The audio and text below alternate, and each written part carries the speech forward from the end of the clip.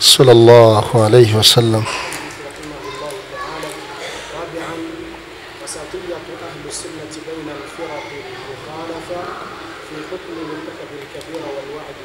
Naam. Mwenyezi Mungu atujalie nafasi hii tuifati kwa makini. Ndugu zangu Waislamu, tumesoma makundi mengi kwa muda mrefu, nadhani karibuni miezi miwili, na hichi kipengele tunafikia ndio kipengele kama cha mwisho, kwa sababu Allah akitujalia wiki ijayo kama sikusahau, Jumamosi ya wiki inayokuja na Jumapili, inawezekana ikawa ndio mwisho wa darasa letu kwa mwezi huu wa Shaaban, kwa sababu Jumamosi na Jumapili itakayofuata, nikimaanisha tarehe 28 huko mbele, tutakuwa tayari tuko tunaingia Ramadhani. Na nyote mnakumbuka kwamba Ramadhani hatutowagi darasa. Kwa hiyo inawezekana Jumamosi na Jumapili ya wiki inakuja ikawa ni ya mwisho. Na bahati nzuri tumefikia kwenye kipengele muhimu sana, ambayo ndio kama resume kwa ufupi ya haya tuliyokuwa tunafundishana kwenye kipengele cha 4, wasatiyati ahli sunna. Ukatikati, msimamo wakati kwa kati wa kundi la ahli sunnati wal jamaa, kati ya makundi potovu mengi tuliyosomeshana, kunako hukumu ya Muislamu ambaye atakayeanguka katika madhambi makubwa duniani na akafa ili hali akutubia. Na sasa tulisomeshana makundi yote yanamchukulia vipi. Kwa hiyo tunataka tuoneshe kwamba kundi la al-sunnati wal jamaa ambalo ndo tumo sote, Mwenyezi Mungu atusabirishe humo, lenye liko ni kati kwa kati kuhusu makundi hayo potovu.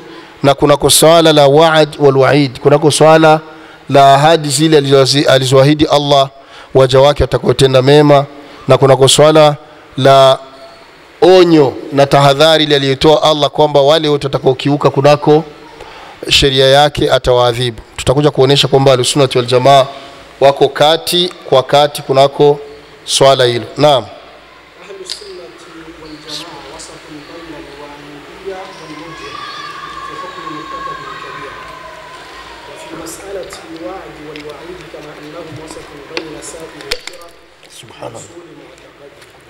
Naam, kundi la al-sunnati wal jamaa kama anavyosema Sheikh ni wasat, liko kati kwa kati.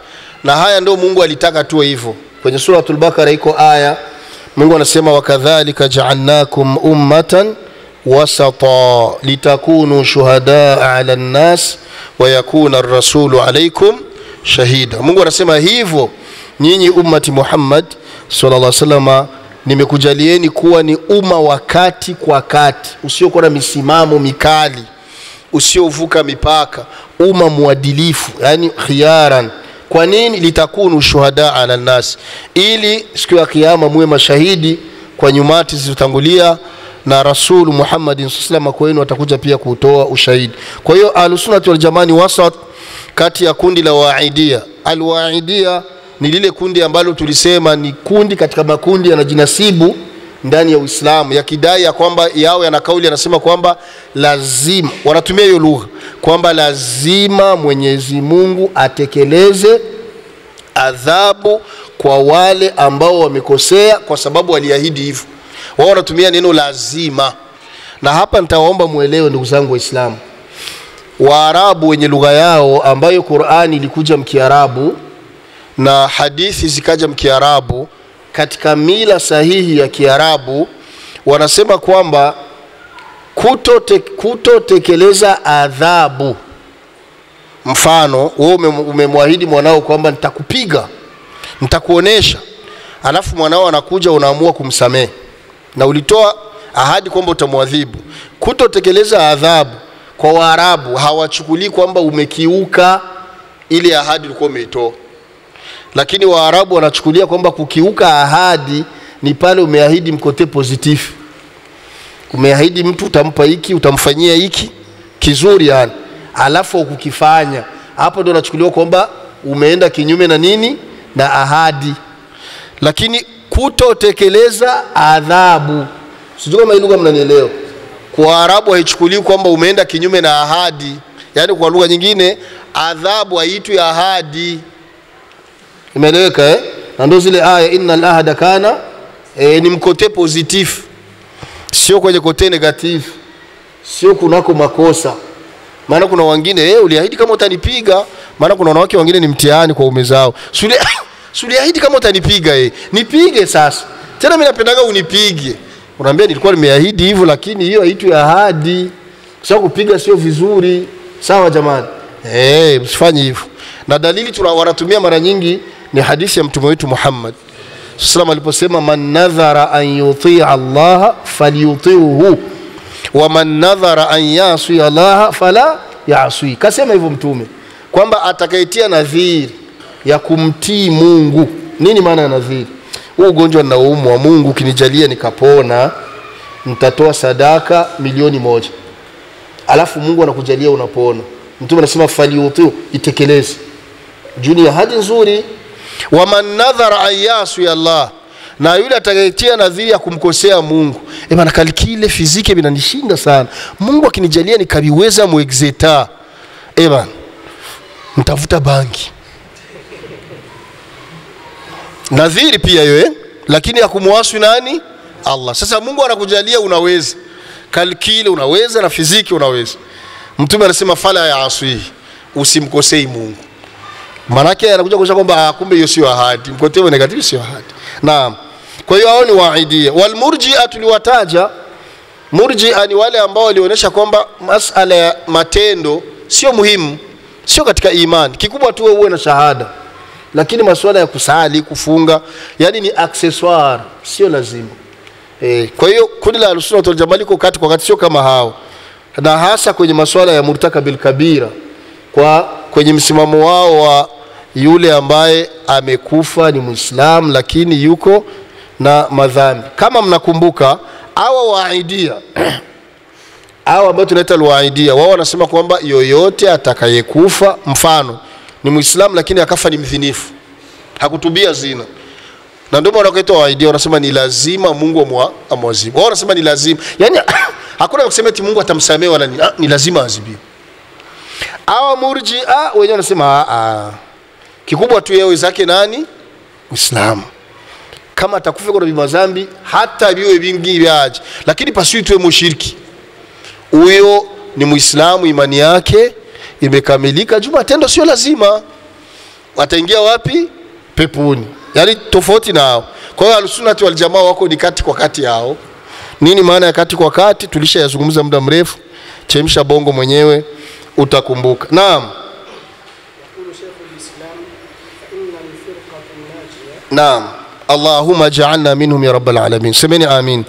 Allah tujalie tu miongoni mwa hili kundi ambalo linaitwa kundi litakalookoka, alfirqatu najia, wa fi riwaya alfirqatu najia, kundi litakalookoka. Hili kundi mnalijua hili? Ile hadithi ya mtume wetu Muhammad.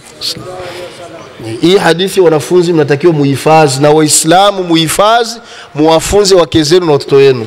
Alisema mtume Muhammad sallama iftaraqat alyahudu ala 71 firqa. Mtume anasema dini ya Mayahudi walijigawa makundi 71. Waftaraqat an-nasara ala 72 firqa. Na dini ya Ukristo ilijigawa makundi 71. Na mashekhe wetu al-ulama al-muasirin, mashekhe wetu wenyewe wako hivi sasa, walisabia makundi ambayo ni ya Ukristo. Haya mnaita sijui Katolika, Protestanti, Orthodoxi, Témoins de Jéhovah, Église du 7e jour, sijui Adventiste. Mnaona makundi waliyakusanya wakakutana kweli ni 72. Yani mtume alisema kweli. Yeshaga enea. Kwa hiyo mtume akasema wasataftariqu ummati. Wakati wanasema hii hadithi zama za maswahaba, anasema sataftariqu, yani kwenye future, mustakbal, na dini ya Uislamu umma wangu utajigawa ala 73 firqa, makundi 70 na ngapi? Na 3. Anasema mtume kulluha fi nar. Hayo makundi 73 yote 72 yataingia motoni. Mungu atuepushe tusime miongoni mwa hayo.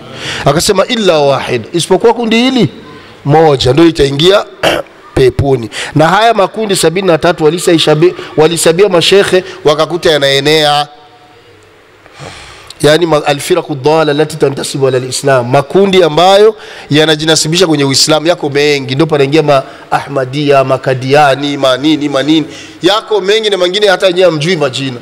70 hayo Mtume anasema 72 yataingia motoni illa wahid, isipokuwa kundi moja. Mungu tujalie tu miongoni mwa hilo kundi.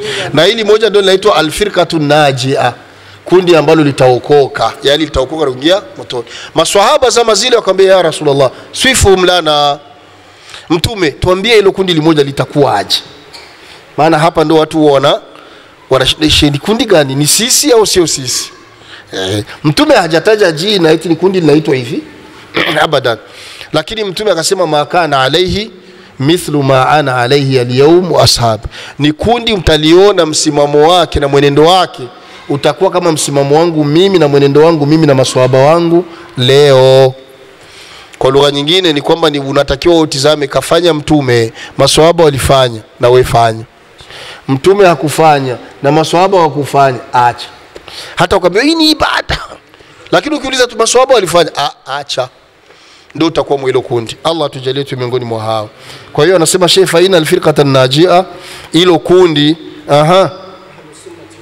bila shaka ni kundi la wale watu watakuwa pamoja na wakifata mwenendo mtume wetu Muhammadin sallallahu alaihi wasallam. Mungu atujalie tuwe nasi miongoni mwa hao.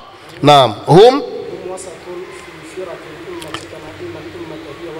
bila shaka ilo kundi ndio litakuwa ni kundi la kati kwa kati katika makundi potofu, kama vile ummati Muhammad sallallahu alaihi wasallam ni umma ambao ni muadilifu na katika maumati yaliyotangulia. Naam,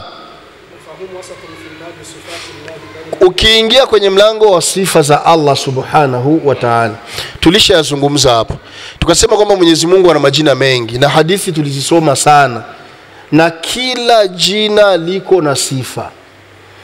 Kila jina liko na sifa, yani liko na karakteristiki vinaendana. Mfano, ukisema Mwenyezi Mungu katika majina yake ni As-Sami', mkiswahili maana yake ni msikivu, mwenye kusikia, na sifa vinaendana, ni kwamba anasikia. Ukisema Al-Basir, mwenye kuona, na sifa vinaendana, ni kufanya nini? Kuona. Mungu anaona. Ukisema Al-Qawiyyu, mwenye nguvu, na sifa vinaendana, ni kwamba ni nguvu. Kwa hiyo kila jina la Mungu linaendana na sifa, na sio kila sifa inaendana na jina. Maana yake kwa lugha nyingine tunafunza, tunasema babu sifat au sa' min babil asma, mlango wa sifa za Mungu ni mpana zaidi kuliko mlango wa majina ya Mungu. Sio kila sifa inaendana na jina, hapana, lakini ni kila jina inaendana na sifa. Kuna sifa ambazo ni za Mungu, zimethibiti kwenye aya, zimethibiti kwenye hadithi, lakini hazikubali kwamba hilo jina itwe Mungu. Mfano, wayamkuruna wayamkurullah wallahu khairul makirin, wanamfanyia vitimbi Mwenyezi Mungu, na Mwenyezi Mungu anawafanyia na wao vitimbi. Na Mwenyezi Mungu kwenye swala hilo kila siku yeye ni mbora, akiwafanyia vitimbi anawashinda. Kwa hiyo hii ni sifa pia, wakimfanyia Mungu vitimbi na anawafanyia vitimbi washirikina na makafiri. Lakini usimuiti Mungu kwamba ni mfanya vitimbi, majina yake halimo. Kama vile hadithi ya Abu Hurairah anasema Mungu anateremka kwenye mbingu ya dunia. Si mnaijua ile hadithi? Pindi unabakia usiku wangapi? Watatu wa mwisho, yanzilu rabbuna ila samai dunia, Mungu anateremka. Kuteremka ni sifa. Wewe usije ukasema katika majina yake mteremkaji. Imeleweka haingii. Kwa hiyo mlango wa sifa ni mpana kuliko mlango wa nini? Wa majina. Kwa hiyo kwenye hilo swala Ahlusunna yuthbituna sifati Allah kama athbata Allah li nafsihi au kama athbata lahu rasuluhu Muhammadun sallallahu alaihi wasallam. Ahlusunna wal jamaa wanathibitisha sifa zake Mwenyezi Mungu kama gisi Mungu mwenyewe alithibitisha ndani ya Qur'ani, au kama gisi mtume wetu Muhammad sallallahu alaihi wasallam alivyothibitisha kunako sunna. Ama ya makundi potovu, kuna makundi ambayo hayakubali sifa za Mungu. Wanakuambia ukisema Mungu anaona na sisi tunaona, kwa lugha nyingine umemfananisha. Kwa sababu Mungu alishajikatalia, anasema walam yakul lahu kufuwan ahad, kwamba Mungu hafanani na chochote katika vile alivyo kaumba. Kwa hiyo kusema Mungu anaona na sisi tunaona, Mungu ana nguvu na sisi tuna nguvu, kwa maana hiyo umefanya nini? Umemfanya, haijuzu. Kwa hiyo wanapinga zile sifa. Hao ni wajinga. Hao ni wajinga. Wanapinga kabisa. Kwa hiyo kuna kundi linakataa, na kuna makundi mengine yanakubali tu sifa 8, ikiwemo Maashaira. Wanasema hakuna sifa nyingi, Mungu sifa 8 tu ndio tunakubaliana nazo. Miongoni mwa hizo wanasema al-ilm. Mwenyezi Mungu anajua, ana elimu, anajua. Wal qudra, na ana uwezo. Uwezo ana. Ama zingine wanakuambia toeni hapo, hiyo ni mambo yenu. Lakini sisi tunasema maadama ziko Qur'ani, tunadhibitisha kama kisi Mungu alithibitisha mwenyewe, na maadamu ziko katika sunna tunathibitisha kama kisi alithibitisha mtume wetu Muhammadin sallallahu alaihi wasallam. Kwa hiyo katika mlango wa sifa ni hiyo, baina ahli ta'til, watu wa ta'til ni makundi potovu ambayo yanazigeuza sifa. Yani anaisoma Qur'ani vile vile, lakini maana yake anaigeuza. Mfano, ukisoma aya katika sura Taha, Mwenyezi Mungu anasema Ar-Rahmanu 'ala al-'arshi istawa. Tafsiri yake Kiswahili, Mwenyezi Mungu mwenye huruma kunako arshi yake ameketi. Wao wanakuja wanasema binadamu anaketi, maana kuketi ni kukaa kwenye kiti. Sasa mkisema na Mwenyezi Mungu ameketi ni kwamba mmefanya nini? Mmefananisha. Kwa hiyo wao wanajifanya wanamtetea, wanasema hapana, istawa maana yake mkiarabu ni istaula. Yani unaingiza wao, istaula. Na istaula maana yake mkiarabu ni ghalaba, yani alishinda. Yani kwa lugha kwamba kile kiti chake cha enzi Mungu anakaa, hakuna mwingine anaweza kuikaa, alishinda. Yani alishinda. Sasa ukiuliza alishinda alikuwa anapambana na nani mpaka ashinde? Hakuna. Kwa hiyo ni ta'til. Na hizi maana ziko nyingi. Mfano, ukisoma aya katika suratul Fajr, Mwenyezi Mungu anasema wajaa rabbuka wal malaku saffan saffan. Aya iko wazi, wajaa rabbuka. Ana tafsiri kiuinje, anakuja Mola wako mlezi na malaika wake wakiwa wamejipanga kwenye safa. Kuna vitabu vya tafsiri ukisoma unakuta mwenye mifasiri anasema itakuja amri ya Mola wako na malaika. Yani kwa lugha nyingine anapinga kama Mungu hatakuja kwenye uwanja wa hisabu. Lakini sisi tunasema hapana, yaji'u rabbi, Mungu atakuja. Maji'u yaliku bijalali wa azamati, Mungu atakuja, kuja ambako kunaandamana na utukufu wake. Ile kaifa atakuja aje, hiyo ndo haturuhusiwi kusema. Lakini maadama Qur'an imesema atakuja, na sisi tunasema atakuja. Sio kama ninaeleweka jamani hilo. Mnanielewa amnielewi? Iko aya Mungu anasema nini? Bali yadahu mabsutatani yunfiku kaifa yasha. Mayahudi, Mwenyezi Mungu awaongoze na wale wakaidi awaadhibu kadiri ya makosa yao, walimchafua Mwenyezi Mungu wakasema yadullahi maghlula. Mayahudi ndani ya Qur'ani sema yadullahi maghlula, eti mikono ya Mungu imekunjwa hivi. Na hii mkiarabu ni kinaya, ni fumbo hivi au hivi.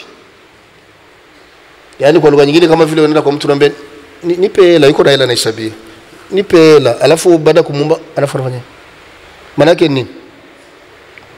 Maana yake nini? Yani sikupi, ndio tafsiri yake, sikupi. Kwa hiyo Mayahudi wanasema yadullahi maghlula, hii ni kinaya anil bughli. Yani wanakusudia kusema hivi Mwenyezi Mungu ni bakhili. Mayahudi wanasema Mwenyezi Mungu ni bakhili. Mungu aliwajibia hapo akasema ghullat aidihim waluinu bima qalu, mikono yao Mayahudi ndio wa mabakhili. Tena Mungu amewalani kwa sababu ya hayo maneno wamesema. Alafu akajibu akasema bali yadahu mabsutatani, bali mikono yake Mungu miwili ameinyoosha, yunfiku kaifa yasha, na anagawa nafaka anavyotaka. Kwa hiyo sio bakhili. Sasa kuna mtu anaanza kusoma hiyo aya anakuja na kuuliza Sheikh, Mungu ana mikono miwili? Maana Mungu amesema bali yadahu, mikono yake miwili. Ana mikono miwili? Usiokopi, mwambie ndio ana mikono miwili. Akikuuliza swali, Sheikh, kama ya kwetu, wanaambia hicho ndio umekatazwa, hii kufananisha. Kwa nini ndugu zangu Waislamu? Swali tu limoja, paka ina mikono au haina? Inayo Ng'ombe ina mikono haina? Au ina miguu minne? Si mnasemaga el marche à quatre pattes, sio kama Faransa, kwamba ng'ombe inatembea kwa miguu, kwa hiyo haina mikono. Jamani, tunaulizana, inayo hoi? Inayo na paka inayo, na mbuzi inayo, si ndio hivyo Tayib. Na sisi tunayo mikono. Swali linakuja, mikono yetu sisi na ya paka inafanana? Haifanani. Paka ni kiumbe wa Mungu, ina mikono, na sisi ni viumbe wa Mungu, tuna mikono. Lakini sisi viumbe wa aina mbili, mikono yetu haifanani. Mnataka ifanane ya kwetu na Muumba? Hata akili ikubali? Kama tu kunako viumbe haifanani, unataka ifanane ya kwako na Muumba? Kama vile vile ukisema Mungu anaona, alafu mtu Sheikh sasa ana macho, unamjibia na yuko busara, kwani walikuambia kila chenye kuona ni chenye macho? Ndio hivyo, kila chenye kuona ni chenye macho? Kaka anaokopa kujibu, hautakufuru. Kila chenye kuona sio chenye macho. Kamera zionagi zina macho? Hapa. Mbona mnafikiria mbaya? Si kamera mnaitaga za CCTV, sisi zinaonaga za kama tena mwizi, zina macho kamera? Kumbe sio tu macho yanaona, hata kamera zinaona. Radar hazioni. Mwanga alikuwa anatembeza meli, mwanga unazungusha nini macho usiku? Hapana. Kwa hiyo kuna vitu ambavyo kama upeo wako wafahamu uelewi, kubali hauelewi. Sawa jamani? Haijamaanisha kwamba Mungu kama anaona ana macho. Lakini kile ambacho Mungu kathibitisha Mungu mikono, na wewe sema anayo. Kathibitisha Mungu mguu. Nadhani inajulikana kwenye hadithi, yaumul qiyama jahannam itakuwa inaomba kila saa, hali min mazid, hali min mazid, nipeni nyongeza. Mpaka pale Mungu atafanya nini? Atatia mguu wake. Kasema hivyo Mtume. Moto utasema imtalat. Hapana, nimejaa, nimetosheka. Kwa sababu huwezi kumunguza Mungu. Na hapo ndio itakuwa mwisho. Hapo pabaki ni wanafiki na washirikina na makafiri. Hakuna tena mtu wa imani hata mmoja yuko huko. Kwa hiyo mtu anataka Mungu ana mguu. Kama hilo ndio umekatazwa. Hilo kama sawa jamani. Kwa hiyo al-sunnati tuko ni kati kwa kati kwa hayo. Wal Jahmiya tulipata muda wa kuwasoma, wa ahlu tamthil, na kuna watu wana tabia ya kufananisha. Na hasa Wakristo na hapo wameingia kwenye swala la kufananisha. Wanasema imani ya ture imemwishusho. Eti Mungu ametuumba katika umbile lake. Na imepokelewa kwenye hadithi Mungu alimuumba Adam katika umbile lake. Imepokelewa kwenye hadithi hivyo. Lakini tafsiri yake Mungu alimuumba Adam katika umbile lake. Lake nani? Adam. Sio lake Mungu. Kaka anatoa macho. Mungu alimuumba Adam katika umbile lake, Adam. Sio Mungu. Form ya Adam. Kwa sababu ile form ilikuwa hakuna kabla Adam hajaumbwa. Kwa hiyo Mungu akamchagulia yake akampa hiyo. Kuna mtu ameelewa sema ya kwake Mungu. Uliona wewe? La mki. So. Hiyo ndio tauhidi. Watu wanachoka, acha watu ya sasa.